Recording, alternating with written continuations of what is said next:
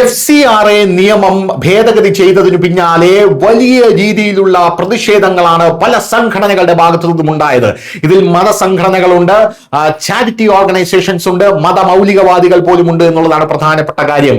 ഇപ്പോൾ ഇത് FCRA നിയമം ഭേദഗതി ചെയ്ത ശേഷം രാജ്യത്തെ കോർപ്പറേറ്റ് സ്ഥാപനങ്ങളിൽ നിന്നടക്കം നമുക്ക് ഞെട്ടിക്കുന്ന വാർത്തകളാണ് വന്നുകൊണ്ടിരിക്കുന്നത്.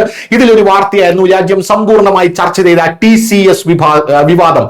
അവിടെ സ്ത്രീകളെ നിർബന്ധിച്ച് ബീഫ് കഴിപ്പിച്ചും മതപരിവർത്തനത്തിന് ഏർപ്പെടുത്തിയും അവരെ വലിയ രീതിയിൽ റിക്രൂട്ട് ചെയ്യുന്നു എന്നുള്ള വാർത്തകൾ രാജ്യം മുഴുവൻ ചർച്ച ചെയ്തതാണ്. ഇപ്പോൾ ഇതാ ആസാമിൽ നിന്ന് ഞെട്ടിക്കുന്ന ഒരു റിപ്പോർട്ട് പുറത്തു വരികയാണ്. റീഹാബ് ജിഹാദ് എന്ന ഒരു ജിഹാദ് ഇപ്പോൾ ആസാദിൽ പിടിക്കപ്പെട്ടിരിക്കുന്നു. എന്താണ് സംഭവം എന്ന് ചോദിച്ചാൽ, അസാമിലെ ധൂബ്രയിലെ ഗൗരിപൂരിലുള്ള നിവാരൺ പുനരധിവാസ കേന്ദ്രത്തിലാണ് ഈ ജിഹാദ് നടക്കുന്നത്. അതായത് പുനരധിവാസ കേന്ദ്രത്തിൽ ആരോരുമില്ലാത്ത സ്ത്രീകളെ എത്തിക്കുക, അനാഥരായിട്ടുള്ള സ്ത്രീകളെ എത്തിക്കുക, എന്നിട്ട് ഇവരെ നിർബന്ധിച്ച് മതം പഠിപ്പിക്കുക, നിർബന്ധിച്ച് ബീഫ് കഴിപ്പിക്കുക, കഠിനമായിട്ടുള്ള ജോലികൾ ചെയ്യിക്കുക, അനുസരിക്കാത്തവരെ ബെൽറ്റിട്ടും ചാട്ടവാറിട്ടും ക്രൂരമായി മർദ്ദിക്കുക. ഇതെല്ലാം ചെയ്തുകൊണ്ട് വലിയ ഒരു റീഹാബ് ജിഹാദാണ് അവിടെ നടന്നുകൊണ്ടിരിക്കുന്നത് എന്നുള്ള റിപ്പോർട്ടാണ് ഇപ്പോൾ ആസാമിൽ നിന്ന് പുറത്തു വരുന്നത്.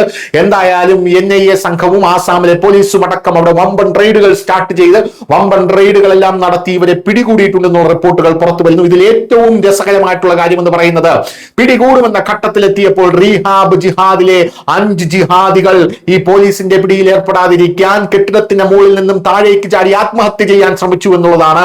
കെട്ടിടത്തിന്റെ മുകളിൽ നിന്നും താഴേക്ക് ചാടി ഇവർ ആത്മഹത്യയോ അല്ലെങ്കിൽ രക്ഷപ്പെടാനോ ശ്രമിക്കുന്നതിനിടെ വലിയ പരിക്കുകൾ ഇവർക്ക് ഏറ്റിട്ടുണ്ട് എന്നുള്ള റിപ്പോർട്ടുകളും നമുക്കിപ്പോൾ ലഭിക്കുകയാണ്. എന്തായാലും പോലീസ് ഈ പ്രദേശത്ത് നിന്ന് 9 സ്ത്രീകളെയാണ് രക്ഷപ്പെടുത്തിയിരിക്കുന്നത്. 6 പേരെ അറസ്റ്റ് ചെയ്തിട്ടുണ്ട് എന്നുള്ള റിപ്പോർട്ടുകളും നമുക്കിപ്പോൾ ലഭിക്കുന്നു. News desk news India Malayalam.